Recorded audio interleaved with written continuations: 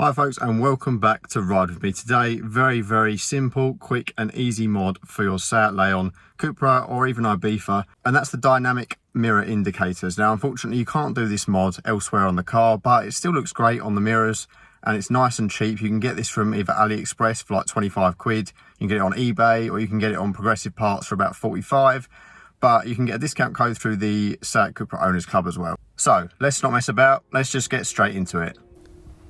So you can see the standard clear lenses here, the static LEDs. You can kind of see the individual LEDs as well, and they're quite dim during the day. So kind of what you see here is what you see in real life. The camera picks it up quite well. They're quite dim considering what they are. And here's a kind of a clearer view of the other side.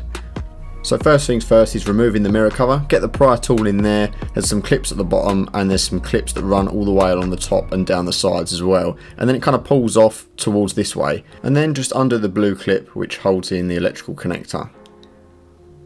Once that's done, there's some Torx screws. It comes with a little Torx Allen key as well, which is really nice. And there's 3 screws to take out which hold the indicator in place.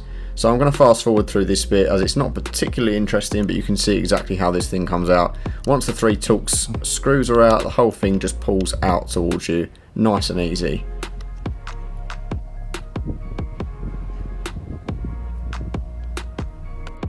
So here are the new indicators then. They come in a sort of a matte smoked finish and they certainly look a lot nicer, a lot more stealthy than the standard ones. So I think they're really going to suit the car. And there we go, first one installed. What a difference. So just to put the mirror cover back on, again it's just clips, nothing too difficult, just a case of getting it all slotted back into place and not snapping anything in the process. Best to start from the bottom and work your way upwards. It's most fragile around the actual lens itself. Once the top's clipped back in, you're good to go.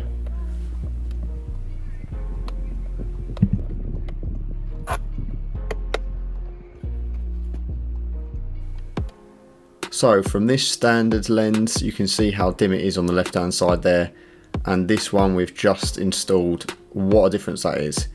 So there's the clear lens there without the indicator on, and the smoked lens there. You can see it does suit it really well, and there it is in action. You've got the dynamic action there, a bit like the Audi style indicators. It looks really nice and much brighter in the daytime, it makes a huge difference.